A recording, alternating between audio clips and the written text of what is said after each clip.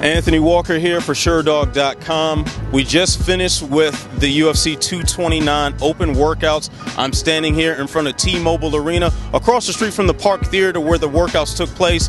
Very interesting scene.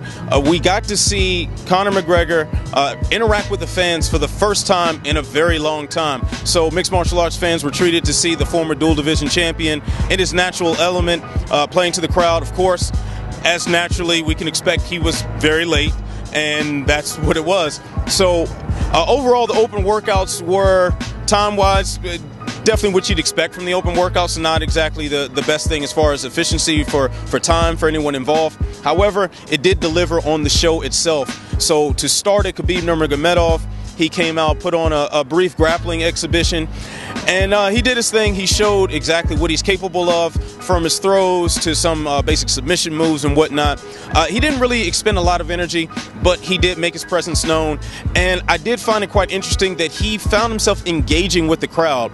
The crowd, which not surprisingly was vocally very pro-McGregor, had a lot of things to say to him, and Khabib was ready to take that on firsthand.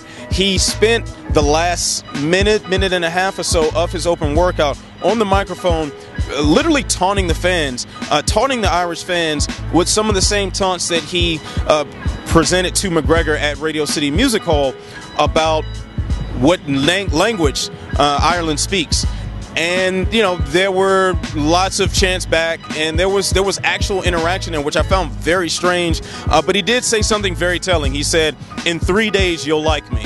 So we see that Khabib Nurmagomedov is not exactly fazed by what's going on. We'll see what happens at Showtime, because maybe it doesn't mean anything, but it meant something to the fans here today. And then, of course, Conor McGregor, long-awaited return in front of the mixed martial arts fans. But he was kind of late.